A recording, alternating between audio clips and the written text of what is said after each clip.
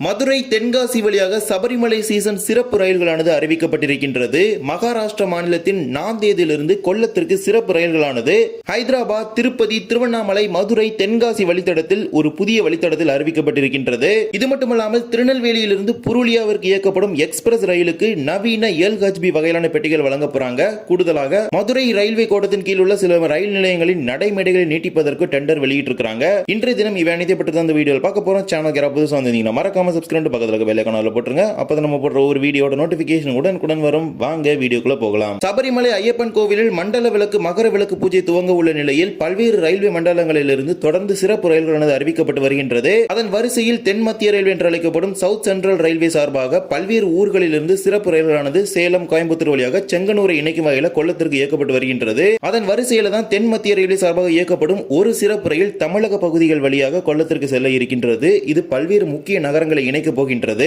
அதுதான் மகாராஷ்டிரா மாநிலத்தின் ஹசூர் சாஹிப் நாந்தேதிலிருந்து கேரள மாநிலத்தின் கொல்லத்திற்கு இயக்கப்படும் சிறப்பு ரயில். மொத்தமாக 9 வாரங்களுக்கு இந்த சிறப்பு ரயிலை இரு மார்க்கத்திலும் இந்த சபரிமலை சீசன் மட்டும் இயக்க போறாங்க. Train number 07111 07112 Hazoor Sahib Nanded Kollam Hazoor Sahib Nanded special. வருகின்ற நவம்பர் 20ஆம் தேதியிலிருந்து ஜனவரி 15ஆம் தேதி வரை 9 வியாழன் கிழமைகளில் இந்த சிறப்பு ரயிலானது ஹசூர் சாஹிப் நாந்தேத் நிலையத்திலிருந்து காலை 10 மணிக்கு புறப்படக்கூடிய இந்த சிறப்பு ரயிலானது காச்சேகுடா, ஹைதராபாத்தின் காச்சேகுடா நிலையத்திலிருந்து அன்றைய தினம் மாலை 4 மணிக்கு புறப்படும். தொடர்ச்சியாக மறுநாள் வெள்ளிக்கிழமை திருப்பதியில் காலை 8:35, திருவண்ணாமலையில் 12:40, திருச்சியில் 4:30, மதுரையில் 7:20, தென்காசியில் 10:30 மணிக்கும் என வந்து தொடர்ச்சியாக கேரள மாநிலத்தின் புனலூருக்கு சனிக்கிழமை அதிகாலை 1:10, கொல்லத்திற்கு காலை 3 மணிக்கும் இந்த சிறப்பு ரயிலானது சென்று சேரும். மீண்டும் மறுமார்க்கத்தில் கொல்லத்திலிருந்து நவம்பர் 22ஆம் தேதியிலிருந்து ஜனவரி 17ஆம் தேதி வரை 9 சனிக்கிழமைகளில் காலை 5:40 மணிக்கு கொல்லத்தில் புறப்படக்கூடிய இந்த சிறப்பு ரயில் ஹைதராபாத்தின் காச்சேகுடா நிலையத்திற்கு ஞாயிற்றுக்கிழமை மதியம் 2:40 மணிக்கு சென்று சேரும். தொடர்ச்சியாக நாந்தேதிற்கு இரவு 9:30 மணிக்கு இந்த சிறப்பு ரயிலானது சென்று சேரும். நாந்தேதிலிருந்து வியாழன் கிழமைகளிலும் கொல்லத்திலிருந்து சனிக்கிழமைகளிலும் இந்த சிறப்பு ரயில் 9 வாரங்களுக்கு ஜனவரி இறுதி வரை இயக்கப்பட இருக்கின்றது.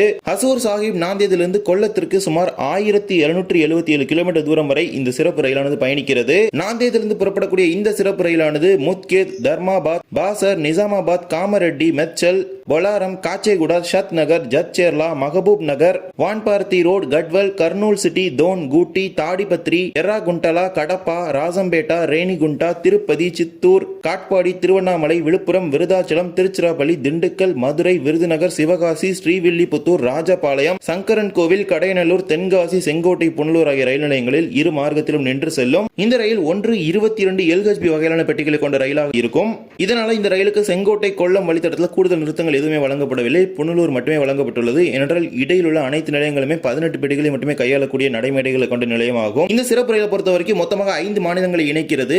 நாந்தேத் என்பது மகாராஷ்டிரா மாநிலத்தில் இருக்கிறது. அங்கிருந்து புறப்படக்கூடிய ரயில் தெலங்கானா, ஆந்திர பிரதேஷ், தமிழ்நாடு ஆகிய மாநிலங்களை இணைத்து கேரளாவின் கொல்லம் வரை செல்கிறது. இந்த சிறப்பு ரயிலுக்கான முன்பதிவு தற்போது நாந்தேத் கொல்லம் மார்க்கத்தில் நடைபெற்று வருகின்றது. இந்த சிறப்பு ரயில் பல்வேறு முக்கிய நகரங்களை இணைக்கிறது. குறிப்பாக ஹைதராபாத், திருவண்ணாமலை, திருப்பதி மற்றும் மதுரை போன்ற முக்கிய நகரங்களை இணைக்கக்கூடிய ஒரு ரயிலாக இருக்கிறது. இதனால் இந்த சிறப்பு ரயிலுக்கு நல்ல வரவேற்பு இருக்கும். மேலும் ஹைதராபாத்திலிருந்து திருவண்ணாமலை வரக்கூடிய பக்தர்களுக்கு மிகவும் ஒரு பயனுள்ள ரயிலாக இருக்க போகின்றது. இதே போலவே திருநெல்வேலியிலிருந்து புருலியா வரை இயக்கப்படும் வாரம் இருமுறை சூப்பர் ஃபாஸ்ட் எக்ஸ்பிரஸ் ரயிலுக்கு நவீன LHB வகையான பெட்டிகளை வழங்கப் போவதாக தெற்கு ரயில்வே அறிவித்திருக்கிறது. Train number 22606 22605 Tirunelveli Purulia Tirunelveli biweekly super fast express வருகின்ற ஜனவரி 10ஆம் தேதியிலிருந்து திருநெல்வேலியிலிருந்தும் ஜனவரி 12ஆம் தேதியிலிருந்து புருலியாவிலிருந்தும் இந்த LHB பெட்டிகள் மாற்றம் நடைமுறைக்கு வரும் என தெரிவிச்சிருக்காங்க. இந்த ரயிலை பொறுத்த வரைக்கும் மொத்தமா 2 ரேக் இருக்குது. முதல் ரேக்கு பாத்தீங்கன்னா ஜனவரி 10ஆம் தேதி நடைமுறைக்கு வருது. அதற்கு அடுத்த நாட்கள் இரண்டாவது சேவை இயங்கும் போது இரண்டாவது ரேக்கு பாத்தீங்கன்னா LHB கோச்சஸ் கொடுப்பாங்க. அதன்படி LHB பெட்டியில் புதிய பெட்டி முறை வரை இருக்கின்றது. ஒரு AC 2 tier, 2 AC 3 tier, 8 sleeper, 4 அண்டர்சர்ட், ஒரு SLR, EOG சேர்த்து மொத்தமாக 17 பெட்டிகளுடன் இந்த ரயில் இயக்கப்பட இருக்கின்றது.